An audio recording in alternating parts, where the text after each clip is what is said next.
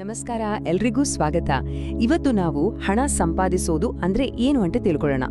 ಇದು ಕೇಳೋಕೆ ದೊಡ್ಡ ವಿಷಯ ಅನಿಸ್ಬೋದು, ಆದ್ರೆ ಇದನ್ನ ಅರ್ಥ ಮಾಡ್ಕೊಳ್ಳೋಕೆ ಒಂದು ಚಿಕ್ಕ ಮಜವಾದ ಕಥೆ ಇದೆ. ಅದ್ರಿಂದಾನೇ ಶುರು ಮಾಡೋಣ. ಸರಿ, ಕಥೆ ಶುರುವಾಗೋದು ಹೀಗೆ. ಒಂದು ಪುಟ್ಟ ಹುಡುಗನಿಗೆ ಒಂದು ಸಖತ್ BMX ಬೈಕ್ ಬೇಕಾಗಿರುತ್ತೆ. ಅಬ್ಬಾ, ಅದ್ರಲ್ಲಿ ಏನೆಲ್ಲ ಟ್ರಿಕ್ಸ್ ಮಾಡ್ಬೋದು, ನೋಡಕ್ ಎಷ್ಟು ಚೆನ್ನಾಗಿರುತ್ತೆ ಅಂದ್ರೆ ಆ ಹುಡುಗನಿಗೆ ಆ ಬೈಕ್ ಮೇಲೆ ಎಲ್ಲಿಲ್ಲದ ಪ್ರೀತಿ. ಆದ್ರೆ ಈ ಆಸೆಗೆ ಒಂದು ದೊಡ್ಡ ಅಡಚಣೆ ಬರುತ್ತೆ. ಅದೇನಪ್ಪ ಅದು? ನೋಡೋಣ ಬನ್ನಿ. ಅಬ್ಬಾ, ಆ ಬೈಕ್ ಬೆಲೆ ಬರೋಬ್ಬರಿ 100 ಪೌಂಡು.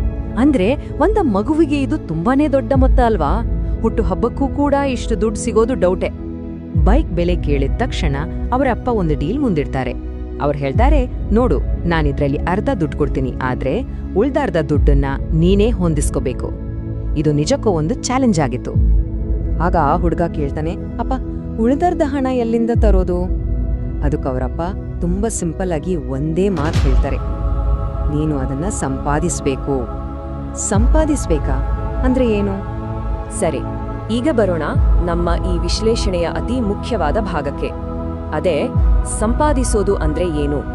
ಈ ಪದದ ಅರ್ಥವನ್ನ ಸರಿಯಾಗಿ ತಿಳ್ಕೊಳ್ಳೋಣ. ಆ ಹುಡುಗನ ತಲೆಯಲ್ಲೂ ಇದೇ ಪ್ರಶ್ನೆ ಓಡ್ತಾ ಇತ್ತು. ಸಂಪಾದಿಸೋದು ಅಂದ್ರೆ ಏನ್ ಮಾಡಬೇಕು? ದುಡ್ಡು ಎಲ್ಲಿಂದ ಬರುತ್ತೆ? ಹೇಗೆ ಬರುತ್ತೆ? ಆವಾಗ್ಲೇ ನೋಡಿ, ಅವರಪ್ಪ ಒಂದು ತುಂಬಾನೇ ಮುಖ್ಯವಾದ ಪಾಠ ಹೇಳ್ಕೊಡ್ತಾರೆ. ನಾವೆಲ್ಲ ಚಿಕ್ಕವರಿದ್ದಾಗ ಕೇಳಿರ್ತೀವಲ್ವಾ, ದುಡ್ಡು ಏನು ಮರದಲ್ಲಿ ಬೆಳೆಯಲ್ಲ, ಬ್ಯಾಂಕ್ ಅಕೌಂಟ್ಗೆ ಸುಮ್ಮನೆ ಬಂದು ಬೀಳಲ್ಲ. ಹಾಗಾದ್ರೆ ಸಂಪಾದನೆ ಅಂದ್ರೆ ಏನು? ನೋಡಿ, ಇದರ ಅರ್ಥ ತುಂಬಾ ಸರಳ. ಯಾರಾದ್ರೂ ಏನಾದ್ರೂ ಒಂದು ಕೆಲಸ ಮಾಡಿದಾಗ ಅಥವಾ ಬೇರೆಯವರಿಗೆ ಒಂದು ಸೇವೆ ಕೊಟ್ಟಾಗ ಅದಕ್ಕೆ ಪ್ರತಿಯಾಗಿ ಅವರು ಹಣ ಕೊಡ್ತಾರಲ್ವಾ, ಅದನ್ನೇ ಸಂಪಾದನೆ ಅನ್ನೋದು. ನೋಡಿ, ಈ ಮೂರು ಸಿಂಪಲ್ ಸ್ಟೆಪ್ಸ್. ಸಂಪಾದನೆ ಅಂದ್ರೆ ಇಷ್ಟೇ.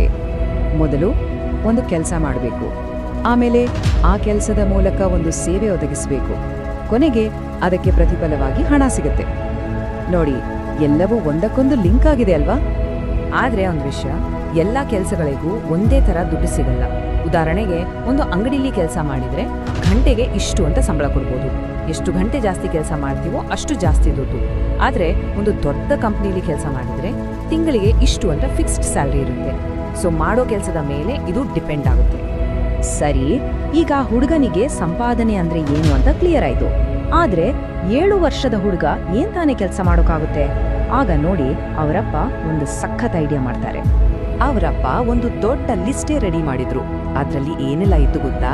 ಡಿಶ್ ವಾಷರ್ಗೆ ಹೆಲ್ಪ್ ಮಾಡೋದು, ಕಾರ್ ತೊಳೆಯೋದು, ಅಜ್ಜಿಗೆ ಶಾಪಿಂಗ್ ಅಲ್ಲಿ ಸಹಾಯ ಮಾಡೋದು, ಮನೆ ಕ್ಲೀನ್ ಮಾಡೋದು. ಅಬ್ಬಬ್ಬ, ಆ ಲಿಸ್ಟ್ ಮುಗಿತಾನೇ ಇರ್ಲಿಲ್ಲ.